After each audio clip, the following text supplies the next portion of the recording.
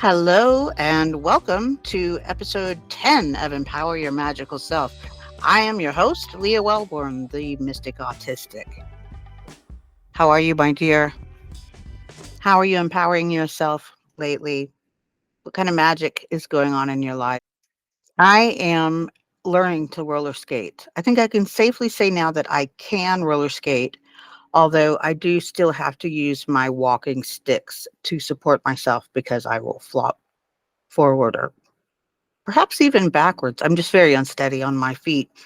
But this has been a really powerful learning experience for me. And my goal is to be able to go to the adult night type skate and skate with other grown-ups, supporting myself, not falling, you know, all over myself. And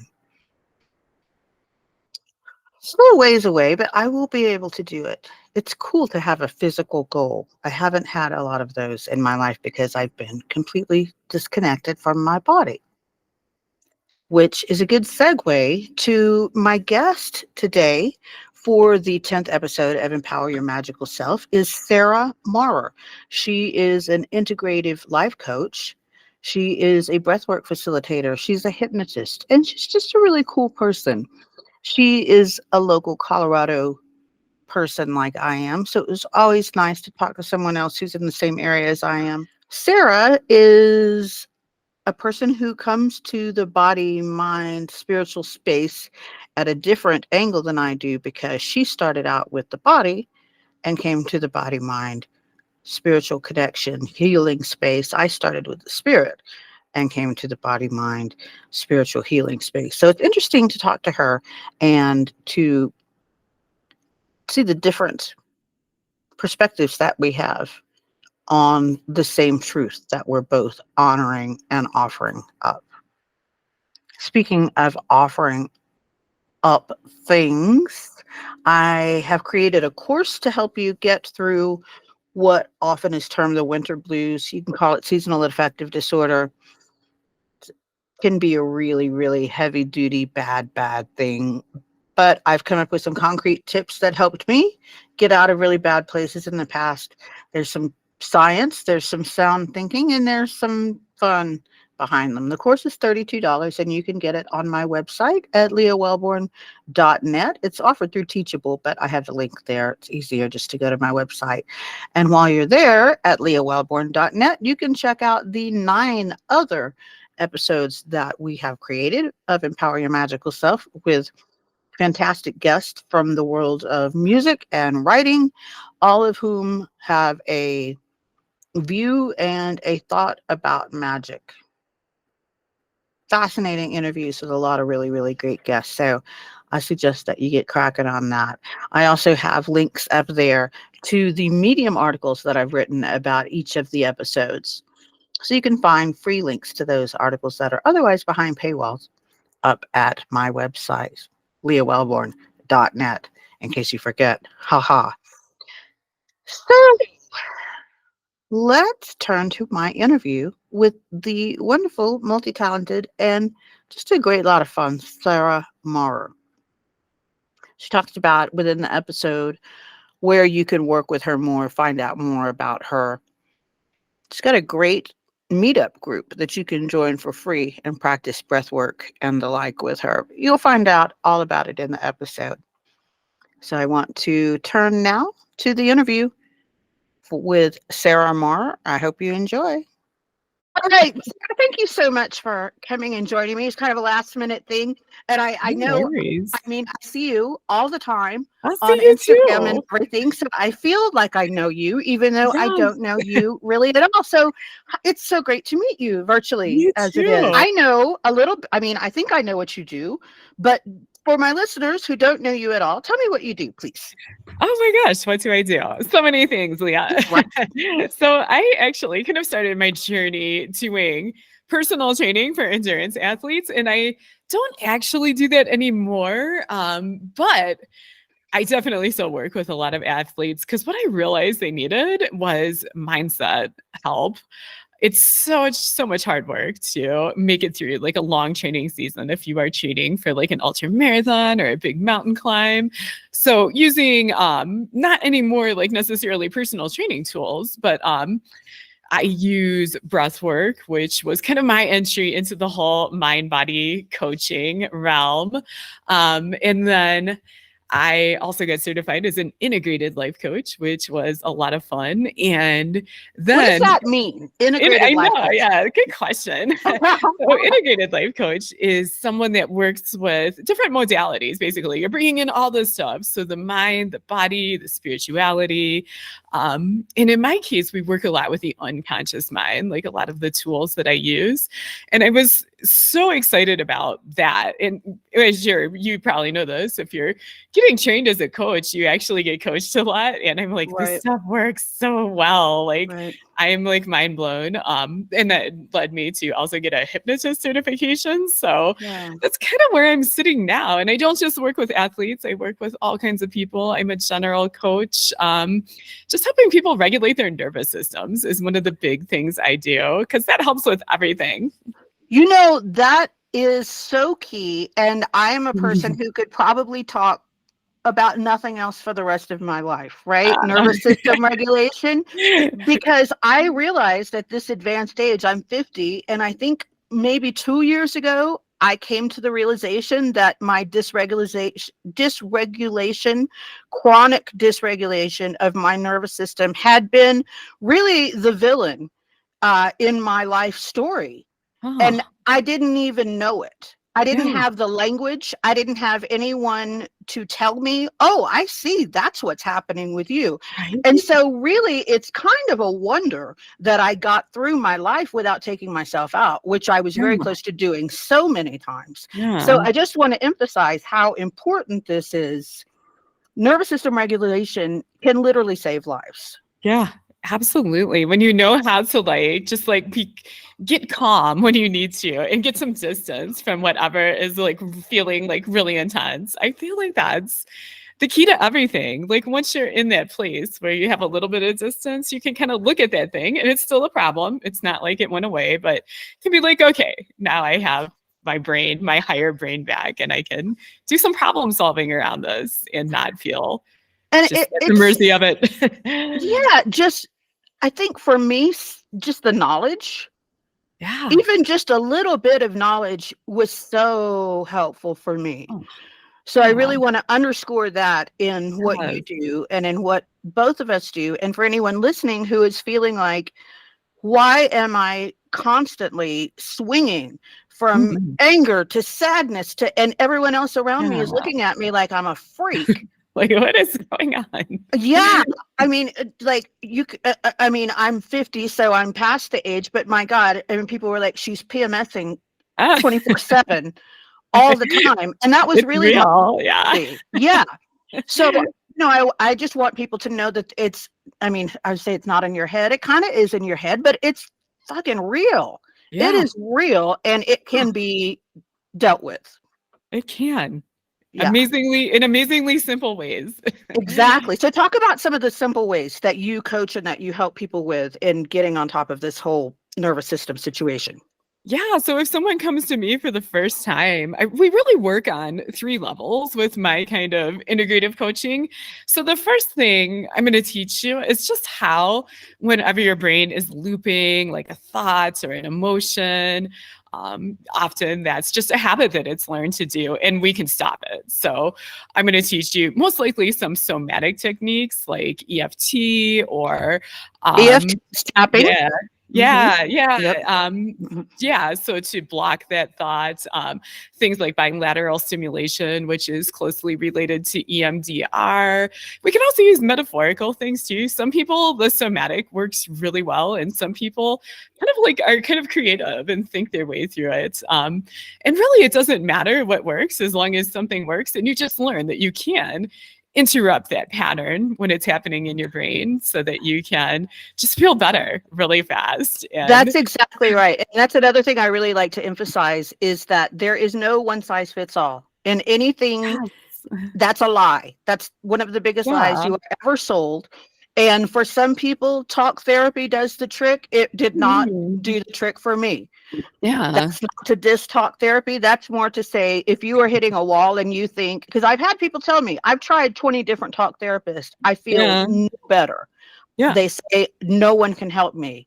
And I Oh, say, dear heart, yeah. just look outside of that box, right? Yes, yes, yeah. Keep trying, because yeah, I have a mom that actually has a lot of like depression and anxiety, and has been in therapy her whole life. And I feel like now the tools that there's so much research on the brain that's emerging, and so many different ways to help people, so much more understanding that it's not just our brain, it's our body, and we need to work with both.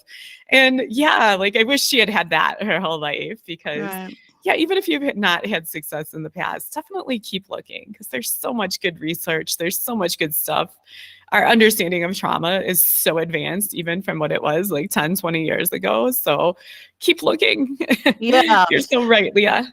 And trauma is another good thing that I would like to talk to you about. It's not a good thing, but it's a topic that I would like to Actually, talk yeah. with you about, I say that right? all the time. Yeah, I'm like, yeah. it's a great thing. Because I think that people, especially people who are a little bit older, I think the youth have got it going on in a Yeah. lot of respects about how they're looking at life and looking at themselves. But people that are a little older, people my age, it took me a long time to accept, yeah, I have a lot of trauma Yeah. because I was not raped. I was not in a war, situation. Yeah. And so I felt like I can't own that word trauma Yeah. because my traumas were small t traumas. So Right. talk about that a little bit, please. Yeah. Oh my gosh. I'm so glad you mentioned that, because I'm actually trained as a counselor, and I was Yeah. trained back in the early 2000s, like back before we knew as much as we did about trauma now. And we were told that only big T traumas are traumas. Like, Right. like you have to either be afraid, something had to happen that you were either afraid of being killed, or like bodily harm, or if you like saw it happen to someone else, Right. that could count Mhm. you. And I remember like going through experiences in my life, and I'm like, I know what trauma is, and I see trauma responses in myself, but it can't be that, because I know that like only big T trauma counts. And Yes. so, kind of how I think of trauma, I'm curious about your thoughts on this too. Like, I kind of tell people it's either anytime there's too much too fast, or too little for too long, causes a Yeah. trauma response. And it's just too much for our minds to integrate. It gets stuck in our body. We can't like process it just by thinking about it. And that's where mind body work and somatics and a lot of these techniques are super helpful. Absolutely. And to me, so much happens to us when we're little that sticks with Mm. us in Mm. our brains and our cells. And we don't know small t from big T when we're 4 years old and Right? the parent or the teacher is coming at us, them not thinking they're Yeah. being menacing or terrifying, but it imprints on us as a little Yeah. child. My Oh, parent, who I otherwise love and relate to so well, frightened me so much that I pissed my pants when I was 3 years old, and that oh, sticks in you. I'm not saying yeah. it happened to me, but I've talked to people who that sort of thing has happened to, and they're ashamed to say that's trauma. That's not Yeah. trauma. That's a little. That's nothing, and then Yeah. they shame themselves. Yeah. Yeah, we all have trauma, and yeah, we could all benefit, I think, from some work to just understand and release that. Yeah, and don't shame yourself, right? For Yeah. thinking, No. oh, this, I was a little kid, I had a dumb reaction. No. Do that to that little kid Aw. because they're still in you Right. feeling that horrible feeling and you're just Aw. Yeah. impacting it. Yeah. Yeah, it's Yeah. so true. I definitely went through a phase where I was like, I don't want to work with my inner child. Like, get it away from me. Like, that kid is weird. I don't like I don't like who I was as a kid. I came from such a Oh, bizarre family in some ways. So, but I gotta tell you, like, definitely like doing the work and like reconnecting and like actually like giving that child like unshaming and like a yes, whole new experience really makes a difference. And I'm it glad I does. warmed up to inner child stuff. Yeah, because so many of us bully ourselves. If we were Mhm. bullied as little kids, we Mhm. continue that. It's not fair. And it Yeah. impacts not only us, it impacts everyone who's around us. Aw. Mind body connection is everything. To think that I went to so many talk therapists and we didn't ever really talk about what was going on in my body or Right? what I was feeling. It's like, well, that's like, it doesn't ring true for me. Yeah. And I guess it didn't at the time because it didn't help me. Yeah. Yeah. Same here. It's really interesting. And I have like a podcast about this. Like I've gone to a lot of talk therapists too. And I had like one that was like really wicked effective. But I think like there was just like she was just like so connected to me and probably what was going on in my body in a certain Mhm. way, maybe without even like really like knowing that that was what she was doing. And I remember just feeling like so helped by her and so seen by her, and that the things that she could say something to my brain and my brain would like really listen to it. And then there's a lot of talk therapists I went to that it just wasn't that experience. So Right. yeah. Yeah. So what if someone were to, we talked a little bit about if someone were to come to you with a severely disordered nervous system, where Yeah. you would start. So what if someone came to you, and maybe not even a client, maybe a Yeah. relative, friend, I don't know, and said, Sarah, I know you've done a lot of work, and basically I just want to confess I'm at the end of my rope. Aw. I'm in a really, really, really bad place. I Yeah. can't see any hope. What do I do? How do I hang on? What can I do to get myself over this little hump to the next point where I can live and try to find some joy? What would your advice be to them? Oh my gosh, that's such a huge question. I know it is a I would huge like freak question. out because I'd be like, oh my gosh, can I I help know you you with might want to say that? go to somebody else. I might want to say that too, but I Yeah. mean, I'm sure there's Yeah, I would something you could check in, offer yeah, them. just to see if maybe like therapy or Right. like might be a better choice for them. I don't know. You probably have a similar experience. I have a lot of people I see in coaching and in my breathwork practice that are also in therapy, and they work Right. like really well together. I feel like Absolutely. so. Yeah, I might say if they're really, really just like in a really tough place, I might suggest that. I might suggest just checking in with your general practitioner. If you, it's so hard to get access to a psychiatrist now. Oh, So I know. yeah, if Yeah. that's something that, like exploring all your options, like whatever feels aligned with your values, just like making sure you get all the help that's out there. And then I would be like, yeah, let's like right now do some EMDR, do some Yeah. bilateral stimulation. Like let's just kind of check in with your body and then do a technique and just see what's happening. And just show them that like just by doing simple Yeah. somatic things or even like thought, imagine like visualization kind of exercises or breathing, that we really can regulate and get that down. And then the other thing that I love to do with yeah, like usually in the first session with people, and I've done this with friends and family too, is so we do a thing called in my school of coaching called the conversational meta patterns. So it's basically just like building up a resource inside them and then like pasting that on something that's painful so it starts to change the association. And that can like actually changed things for people pretty fast. I had a coach that did that with me, and I did a day with her, and she got rid of like 3 things that had been bothering me my whole life. So yeah. So can you give me like a specific example of what, because I'm having a hard time understanding. Yeah. Yeah. Yeah, so like a really common example, like someone comes in and they're like, I feel anxious before I fly on a plane, for Okay. example.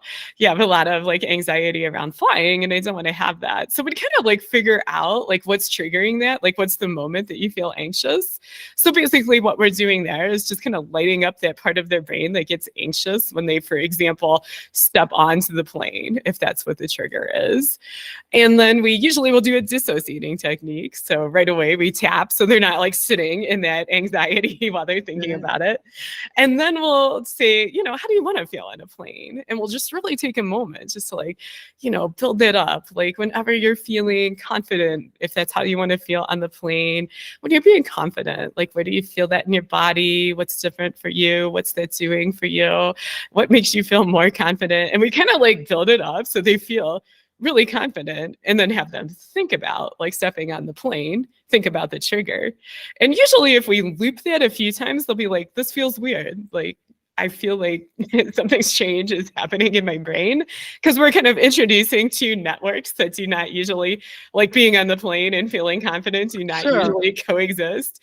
And we're teaching those to kind of light up at the same time, and we loop it around and we kind of associate those closer until they So can step on a plane and feel confident.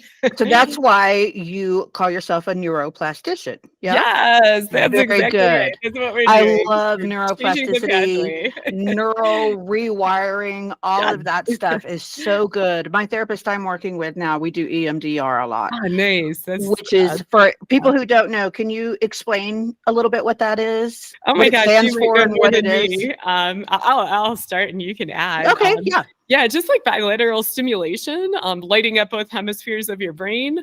A lot of times, like whenever you feel like anxious, like it's usually you feel it on one side of your brain, and it's like if we could put your brain in a functional MRI machine, we would just see this one little bright spot, like where the anxiety is, and everything else is dark. So, if we could do a technique, for example, like tapping, crossing your arms over your chest and then tapping with each hand. Or I do one where we just pass like an object back and forth in front of yourself. You can do it with your eyes, like some EMDR practitioners have like a light board. You can do it in your car, just turn on the windshield wipers and watch them go back and forth. Anything you can do that stimulates both sides of your brain kind of starts like smearing around all the neurotransmitters and the electricity, so that one little dense anxious spot cannot hold together, and it will usually instantly like help people feel better. And then often like it will actually induce some neuroplasticity whenever you reintegrate whatever was feeling bad. It actually integrates in a new and better way. So I don't know. Did I? You probably know more. What? I was just thinking how nothing that you said I would have said, but everything that you said is like so illuminating. And yeah, so for me, I'm more like, okay, the way my mind works is like, I've got to know what the letters stand for, or I'm just not going to be able to listen to Oh it. yeah, EMDR. So it's eye movement desensitization than an R. I don't know, right? Oh, wait, what's the R? Is it like repatterning or reintegration? Okay, I can't remember.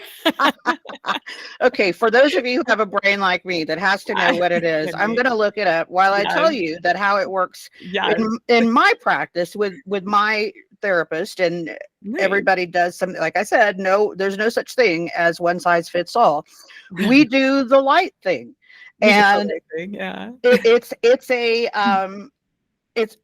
we meet online, so it is just a little light going back and forth on the screen, and it is it's just eye movement desensitization and reprocessing. Reprocessing. Like there you go. I knew it was something. Yes, something. Eye movement desensitization R.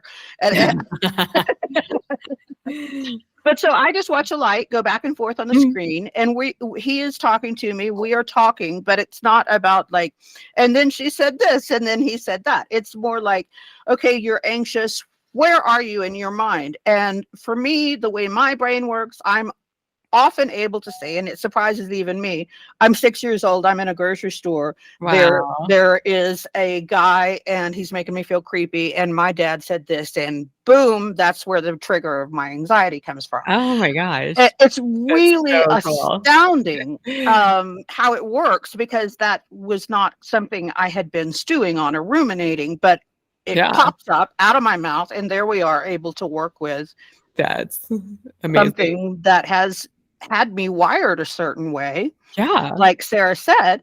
And so then he'll say, well, what would little Leah want to say? Well, little Leah would say, get away from me, and then somehow it's rewired in my brain, and Bob's your uncle, it's no longer such a triggering event for me anymore. That is so cool. It is something akin to magic. Yeah, I would say. It feels like magic. Yeah. Yeah. So this is an example of the kinds of therapy Sarah and I were talking about that are not talk therapy. There may be some talking involved. It's not utter silence. Right. Perhaps it could be, but But it can work. You don't have to just sit and regurgitate every horrible thing that ever happened to you, which Right. is what I got to in talk therapy. I'm like, what am I Yeah, doing? I'm going agree. there and just Yeah. talking about how depressed I am. And then I leave and I drive around thinking about it. And then I go back Yeah. next week and do the same thing. So, And there's some evidence that if your brain is doing a habit that's making you anxious, it's firing a certain pathway, the more you fire that, the stronger it gets. So, I mean, it can actually, to go and tell the same story over and over again, can actually be counterproductive. agreed. Yeah. And again, like I said earlier, there's no one size fits all. Yeah. Brains are different, Yeah. bodies are different. Yeah. And I think there is like a place like where something has happened to you, even if it was a long time ago, or even if it was recent, like you kind of need to be witnessed in that. And that's powerful medicine too. And there's probably a point where talking about it over and over and over just is kind of grooving it in deeper. Yeah. So yeah, I think there's both. There gets to be both. So what I know that you do breath work and you have a breath work group and Yeah. yeah. So is there a specific style or practice, or just tell me about that? What do you do Oh in terms of yeah. breath work? I Yeah. love breath work. Yeah. Yeah. So I do like I'm trained as a pause breath work facilitator. So there's a number of different breath work schools for anyone that wants to like learn and facilitate. They all kind of overlap, to be honest. Pause is a pretty good program, I thought. Like we actually had to do a lot of like breathing to get like actually breathing groups and individuals and document a lot of hours and have a lot of supervision to get certified. So yeah, that's what I practice, and then I kind of mix in some of the hypnosis stuff too. So before we breathe, we actually do an induction and like drop in and get really relaxed and maybe have some fun, just like setting intentions and like anchoring those in so that it really makes the breathwork session even more powerful. And then the thing I love about breath work, it's kind of like neuroplasticity, but kind of just like free floating, generalized. So instead of being like, here's a pattern that I want to change, although you can do that, you can kind of go in with an intention, but there's so much happening during a nice long breath work session. Like a lot of times, like your brain will just change things that you didn't even know it wanted to change. Oh, that's interesting. It's really cool. So yeah, some people, a lot of times if people do it for the first time, they'll like, it's pretty common for people to have like a really intense experience where something big changes. And we're not sure why. Probably there was just something that was really waiting to change. And then after you practice for a while, like it kind of gets less intense for most people. And they're just like breathing and they're like, this is relaxing. But I've noticed, and a lot of my folks who come to that group have noticed, that over time, you really cultivate something. Like just there's a lot of presence, a lot of calm, a lot of like anchoring in your sympathetic nervous system. So, life is still going to life and upsetting things are still going to happen. But yeah, you're just like so much more able to like ride the tides and flow with the flow. And yeah, I love it. It's my favorite. Is it your favorite method of, yeah, I think so. Yeah, I really, with a lot of my clients, I'll either, if we don't do breath work in the session, I'll be like, hey, if you feel comfortable doing it in a group, like come and just like breathe with that Tuesday group. And it's pretty good, I think. And you have like a prayer group too? Oh yeah, like I need to change the name of it because I'm like, it sounds so Christian.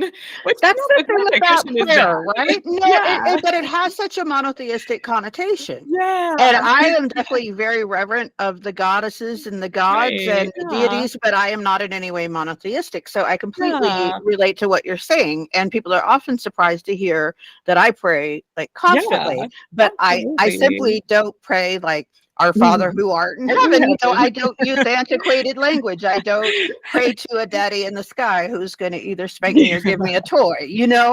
I pray to the energies of the earth and the flow of nature, and to put me in the flow and to put me in the right place at the right time with the right people to affect the most wonderful changes in the world. That's the kind of prayer I do. So tell me about your prayer practice. So beautiful. Yeah. So like on the Thursday morning, we really do.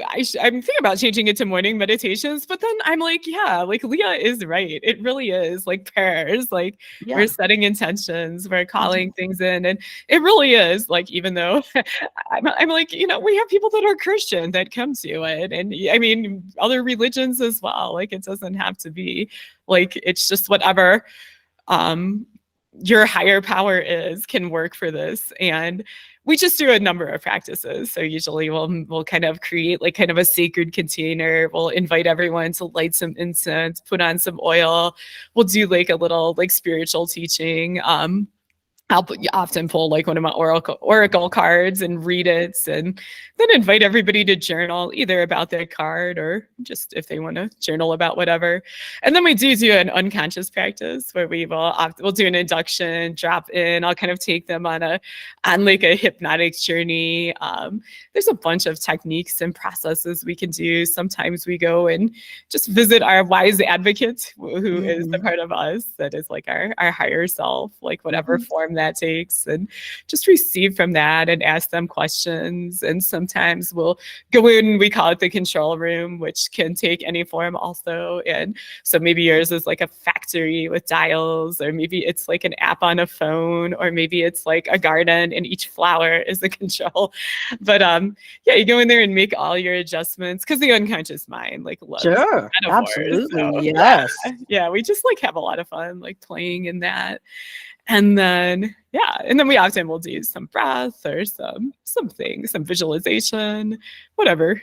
And like, there's like people that have come to it enough now. Like we take requests. We're like, sometimes I'm like, what were you hoping we would do today? Free bird. Just right. So where can people join this? If they say like, oh, that sounds really cool, I'd like to do that. Is that an open group? Can people join you? Yeah, absolutely. Okay. It's a meetup. So if you go on Okay. Meetup, meetup.com, the website.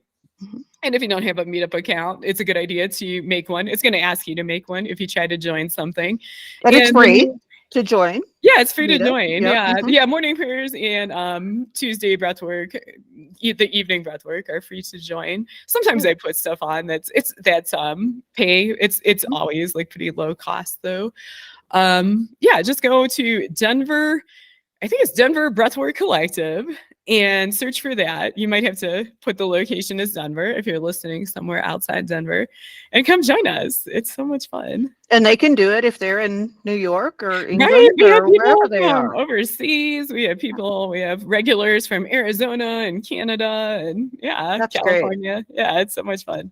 And if they've never done anything like that before, that's still cool, right? Yeah, it's beginner. It's for all skill levels. So if you've done it a lot, if you've never done it, it's just fine. Yeah. It seems to, we do about an hour of meditative breath work, which actually once we, do the pre-talk and do the introductions is about 40 minutes. And that seems to be like pretty safe for most people. I've never had anyone in hundreds of times of doing it, like never had anyone like have any major problems. So cool. Good. And where else could people find out about you? Where can they find you? They're so intrigued by this fascinating conversation. So where can they read more, see more? Where can they see you? Social media, I know. Social media, I come if you follow Leah Wellborn on social media. Come follow me too. I'm at Miss Adventure Pants on Instagram, all one word, and that is mostly where I am right now. Yeah. Kind of nuts with Facebook, but not Facebook is weird. I know. Yeah. I like TikTok too. TikTok's fun. There's so much creativity there. TikTok, yeah. So what is magic, Sarah, in your opinion? What is magic? Oh my gosh, what a cool question. I just think there's like, I think magic is just like mystery. Like there's like, I'm sitting here. It's so funny when I was like talking about EMDR. I'm like, it's like you put your head in a scanner and see that. And I'm like, there's also like so much we don't freaking know, right? I really think like there's just a lot of magic like happening all the time around us. And there's so much mystery. And I think healing is so magical. Like, why do people just like do a breathwork session and get better, or like you get a hug from someone and you feel like so different and so much better. Like I think there's all kinds of magic happening all the time.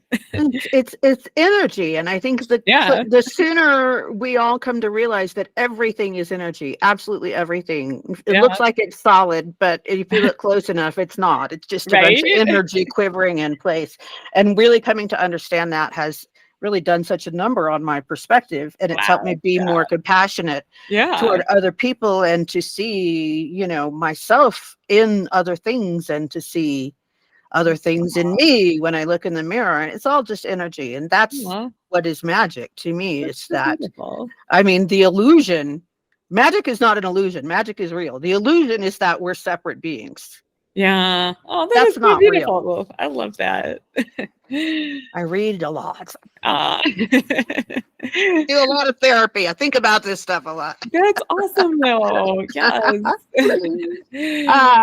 Well, Sarah, this has been absolutely wonderful. I Is there know. anything else that people Excited. should Thank know you. about you? Or I have a really active email list as well. If cool, people yes, are you not do. on I love her Instagram, email. So yeah. sign Oh my up gosh, on her thanks email. for checking them out. Oh I my have God, to get on yeah, I yours. get it. I don't know Yeah, if I'm I on your do. emails. No, you're I need not. to get them. My list is tiny, so I know Oh you're my not. gosh. Yeah. I'm gonna add myself to it. So Thank you. yeah.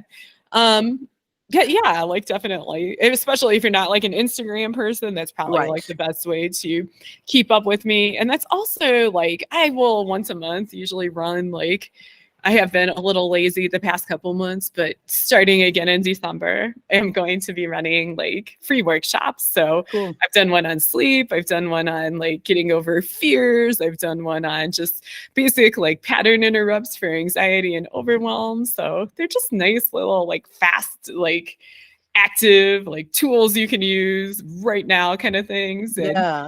So how do they get on your email list? If someone wants to be on your email list, Yeah, how they like, do oh my that? gosh, what's the easiest way? So if you go, so there's a few ways. If you go to misadventurepants.com and hit contact, that website is very out of date, by the way. Don't look at anything but this contact form.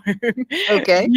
There should be an email sign up, like, subscribe, or it'll say subscribe or newsletter or something like that. All right. And there's also a link to it in my Instagram.